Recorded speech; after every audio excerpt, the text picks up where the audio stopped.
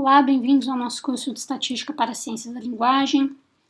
Nesse vídeo a gente vai falar sobre regressão linear, sobre valores observados e ajustados, que são calculados para fazer regressão linear, e também sobre resíduos. O material para acompanhar está no GitHub, tanto esse vídeo quanto o próximo usam o mesmo tutorial. Eu dividi em duas partes, porque ficaria muito pesado dar tudo num vídeo só. Então vamos começar discutindo para que serve a regressão linear. Ela é uma outra maneira, né, a gente já viu correlação no vídeo anterior, e a regressão linear é uma outra maneira para mostrar e quantificar a relação linear entre duas variáveis numéricas. Então, para que eu vou aprender algo novo se eu já aprendi a função core, já aprendi sobre correlação no vídeo anterior? A regressão linear ela costuma ser mais utilizada, na verdade, quando é possível imaginar que uma variável prediz ou explica a outra. Não apenas, geralmente ela é utilizada quando eu quero ver como uma variável muda em função de outra variável. A correlação, como eu disse, a gente não tem uma relação de causa ali, e também a gente não consegue ver como uma variável muda em função de outra, mesmo que não seja uma relação de causa, como é que uma variável y muda conforme a x vai mudando.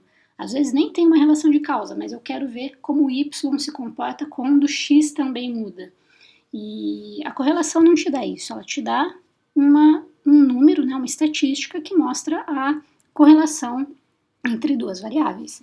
A regressão linear vai te dar mais informação e vai permitir que você entenda melhor uma variável em função de outra. Por isso que a gente vai ver ela aqui, porque quando a gente faz experimento em linguística, né, sobre linguagem, geralmente a gente está querendo ver como uma resposta muda em função de alguma variável que a gente controlou.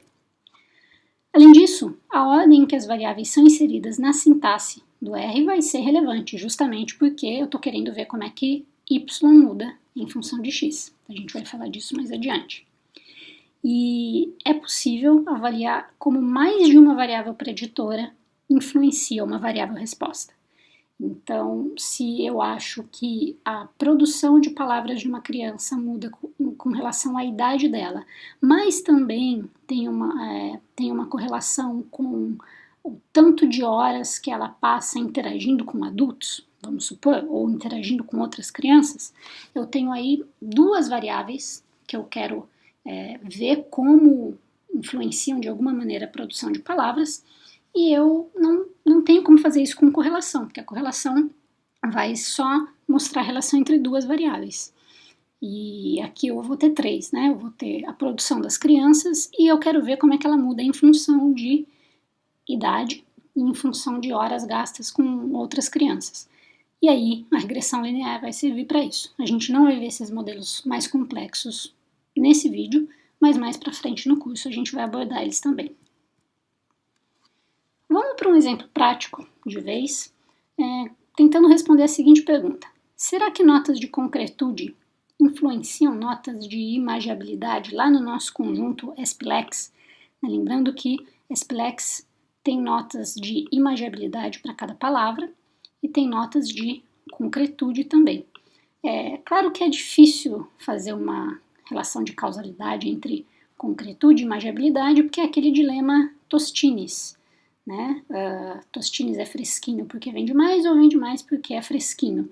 Então, as notas de concretude aumentariam a de imagiabilidade, quanto mais concreto, mais imaginável, ou quanto mais imaginável, maior é a minha chance de falar que aquilo ali é concreto. Embora seja difícil fazer essa relação de causalidade aqui, concretude causa, notas maiores de concretude causam notas maiores de imagiabilidade, para fins práticos e didáticos aqui nesse curso, vamos supor que o que a gente está querendo ver é o seguinte: como é que imagiabilidade muda em função de concretude, tá? Aumentando notas de concretude, o que acontece com as notas de imagiabilidade? Então, a minha variável resposta, aquilo que me interessa é imagiabilidade. A minha variável explicativa, aquilo que eu acho que vai causar algo na minha variável resposta, é a minha variável concretude. Então, primeiro eu vou organizar um conjunto de dados um pouquinho menor, tá? Eu vou fazer um subconjunto dentro de SPLEX. SPLEX tem 300 observações, vocês vão importar aqui. A gente não vai revisar esse conjunto de dados, porque a gente está trabalhando com ele há algum tempo já. Mas ele tem 300 observações, e para ficar fácil de explicar o que é uma regressão linear, a gente vai pegar só 6 observações, apenas 6 palavras. Como é que eu faço isso? Vou criar um conjunto chamado SPLEX sub, que vai ser, pegar esse conjunto, quero selecionar só as colunas palavra, imagiabilidade e concretude, e eu vou filtrar palavra, selecionando só aquilo que me interessa, né? Maneira, situação, problema, união, político e madre. Eu quero ficar só com essas 6 palavras. Tudo isso aqui a gente já aprendeu a fazer no vídeo sobre variáveis, como selecionar variáveis e níveis de variáveis no R. Eu posso inspecionar esse novo conjunto SPLEX sub e a gente tem ele aqui embaixo. Palavra, imagiabilidade, concretude. Tá? Vamos ver esse conjunto de dados num gráfico, ok? A gente tem aqui as notas de concretude no eixo X, as notas de imagiabilidade no eixo Y. A gente vê que maneira, por exemplo, tem quase 2 para concretude e um pouquinho mais de 2 para imagiabilidade. Que maneira, um pouquinho mais de 2 para imagiabilidade, um pouquinho menos de 2 para concretude, é exatamente o que a gente observou aqui. Então, cada palavra está representada nesse gráfico de dispersão que a gente aprendeu a fazer no vídeo anterior. E o que a regressão linear faz é ajustar uma reta a esses dados que estão dispersos aqui nesse plano. Ela ajusta uma reta que tenha por objetivo modelar da melhor maneira possível, que melhor maneira é essa a gente vai ver mais para frente, mas que tenha por objetivo modelar, ou seja, que seja um modelo de imagiabilidade em função de concretude. Então essa reta é um modelo, tá? Isso aqui é uma regressão linear. E a gente pode representar isso com essa fórmula aqui, imagiabilidade em função, isso aqui é um til, imagiabilidade em função de concretude. É isso que esse gráfico mostra. Y em função de x. Como é que eu faço, então, um modelo linear? Como é que eu calculo? Isso aqui é um gráfico, mas eu quero calcular, quero construir um modelo linear no R. A sintaxe é muito simples, tá? A gente vai criar o objeto chamado modelo, poderia dar outro nome se eu quisesse, poderia chamar de concretude, modelo concretude, desde que eu não tivesse espaço entre as palavras, seria modelo.concretude, não coloque acento nem nada. Vou criar esse objeto. A função é LM, Linear Model, tá? Regressão linear vai ser aqui. Imagiabilidade em função de concretude, usando o conjunto de dados SPLEX sub. Pronto, fiz a minha análise estatística, né? Construí o meu modelo, na verdade. A análise vem de interpretar esse modelo, mas construir um modelo é só isso aqui, e você vai ver que esse modelo vai aparecer na sua área Environment, aí no RStudio. Eu vou mostrar para vocês aqui. Já importei o conjunto de dados, já criei o SPLEX sub, e aí agora eu vou rodar aqui esse modelo, ó, e ele aparece aqui, modelo lista de 12, tá vendo? Ou seja, tem 12 objetos aqui dentro. Se eu clicar, ele vai me dar um monte de coisa aqui, certo? Então, o que é esse modelo linear? Ele está nessa regressão linear. É construir um modelo em forma de uma reta, e para construir esse modelo, ele cria todos esses objetos que estão aqui dentro. E então, são esses objetos que a gente quer saber o que são, tá? Os objetos mais interessantes para a gente entender como uma regressão linear funciona são os resíduos e os valores ajustados. Com essa função names, a gente consegue inspecionar o conteúdo de um objeto. Então, por exemplo, se eu vou usar aqui embaixo, ó, a função names em SPLEX sub, que é o conjunto que a gente criou. Opa! Tá vendo? Ele me deu o nome das colunas que tem lá no SPLEX sub. Se eu usar names em SPLEX, eu tenho o nome das minhas colunas ali. Se eu usar names e colocar dentro o nome do meu modelo linear, aqui nosso modelo linear a gente chama de modelo. Se eu colocar dentro o nome do meu modelo linear, ele vai me dar todos aqueles 12 objetos que estão lá, ó. 1, 2, 3, 4, 5, 6, 7, 8, 9, 10, 11, 12. Desses objetos todos que o modelo calcula para construir aquela reta, a gente vai olhar para os resíduos, tá? E aqui, valores ajustados, esse fitted point values aqui.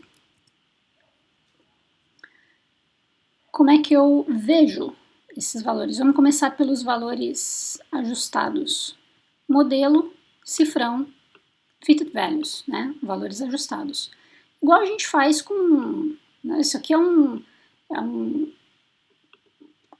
objeto que está dentro do outro aqui, né? Então, para eu acessar ele, eu vou usar aquele cifrão. E aí eu tenho 6 observações de valores ajustados, um para cada palavra. E se eu anotar os resíduos, eu vou ter um para cada palavra também, se eu puxar os resíduos. Vamos ver que aqui os valores ajustados, se a gente olhar, eles são todos valores positivos e estão dentro do intervalo das notas de imagiabilidade. A nota de imagiabilidade é de 1 a 7, né? E a gente vê aqui que não tem nenhum valor fora desse intervalo aí, nesse caso, tá? Aqui em resíduos a gente vê que tem alguns valores que são negativos e alguns valores que são positivos. A ordem do nosso conjunto de dados, se vocês forem lá na planilha, vai ser madre, maneira, político, problema, tá? Se eu vier aqui, ó, madre, maneira, político, problema. Então, a ordem é essa. O que significa, por exemplo, que para maneira, o valor ajustado é 2,5 quase, e o resíduo é um resíduo negativo, 0,4. Mas o que isso significa? Para entender, vamos dar uma olhada nesse gráfico aqui. Vamos começar falando sobre valor observado. O valor observado é aquele valor que a gente de fato observa, tá? No nosso conjunto de dados, né? Então, a palavra maneira, lembra que ela tinha uma imagiabilidade e uma concretude, os dois valores bem próximos de 2, certo? Se a gente voltar aqui, maneira, ó, bem próximo de 2. Se a gente olhar a palavra problema, imagiabilidade está em torno de 4 e concretude está em torno de 3. Problema. 4 e 2,9, né? 3. Então, esses são os valores observados. Essa reta, vamos lembrar, é um modelo, ou seja, é um modelo de como imagiabilidade muda em função de concretude. Então, se esse modelo estivesse 100% correto, se os dados observados seguissem esse modelo à risca, esses dados observados deveriam cair sobre essa reta. Se a correlação fosse 1, né? Se tivesse uma correlação perfeita entre essas duas variáveis, os valores observados deveriam ser esses valores aqui, que são essas bolinhas brancas, que são os valores ajustados, ou seja, os valores ajustados, os valores previstos pelo meu modelo, tá? Os valores que estão sobre essa reta aqui. Então, uma palavra com 2,5 de concretude teria mais ou menos essa nota aqui de imagiabilidade, esse valor que caía em cima dessa reta, e assim por diante. Só para vocês verem um exemplo, madre, tá vendo que madre é o valor ajustado e o valor previsto, eles estão muito próximos, né? De fato, madre, o valor observado, que é a bolinha preta, está em cima da reta. Então, significa que o valor ajustado e o valor observado deve ser quase a mesma coisa. Então, vamos pegar aqui, madre é a primeira palavra, o valor ajustado é 6,747. Esse é o valor ajustado para madre. O valor observado para madre é 6,743, é muito próximo. De fato, a gente consegue ver isso aqui, nesse gráfico. A gente também consegue ver algumas coisas interessantes com relação a essas linhas cinzas. Essas linhas cinzas mostram a diferença entre valor ajustado e valor observado, e isso é justamente o resíduo. O resíduo é a diferença entre o valor ajustado e o valor observado. A gente vê aqui que para a maneira o resíduo vai ser negativo, ou seja, o valor observado é menor do que o valor ajustado. Vamos voltar aqui. A palavra maneira é a segunda, aqui, ó, valor ajustado é menos 0,5. De fato, né? Se a gente vier aqui, o valor ajustado, seria algo tipo 2,5, e o resíduo, a diferença, né? Na verdade esse valor era 2, então o resíduo vai ser 0,5 quase, que é exatamente o que a gente está observando aqui, para a palavra maneira. Para a palavra madre, que é a primeira, quase não tem resíduo, então esse resíduo é bem pequenininho. Aqui, ó, menos 0,004, praticamente igual a zero, que de fato é o que a gente observa aqui. Então, quando o modelo constrói essa reta, ele está olhando, entre outras coisas, para o valor ajustado, o valor observado e a relação entre eles, que vai ser esse resíduo aqui. Então, algumas definições, só para ficar claro. O valor observado é o valor das observações do experimento. O valor ajustado é o valor de y previsto para cada observação, segundo a reta calculada pelo modelo. E o resíduo vai ser a diferença entre o valor ajustado e o observado para cada observação. E sobre aquela reta de regressão, como é que ela é escolhida, né? Por exemplo, vamos voltar aqui. Por que ela está exatamente nessa posição e não está, sei lá, 1 milímetro para cima, 1 milímetro para baixo? Como é que essa reta é desenhada? É isso que a gente quer saber quando estuda regressão linear.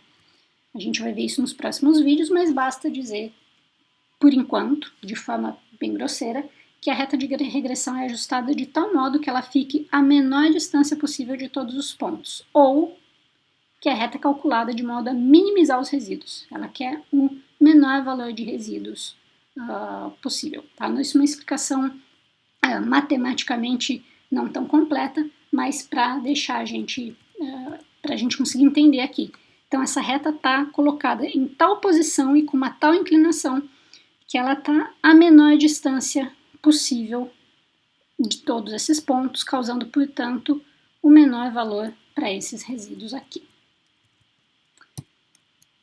No próximo vídeo a gente continua falando sobre regressões lineares, mas eu sugiro que vocês façam uma pausa, vejam o tutorial que acompanha esse vídeo que está no meu GitHub e tenham certeza que entenderam o que é um valor ajustado, o que é um valor observado e o que é um resíduo antes de continuar. Até a próxima!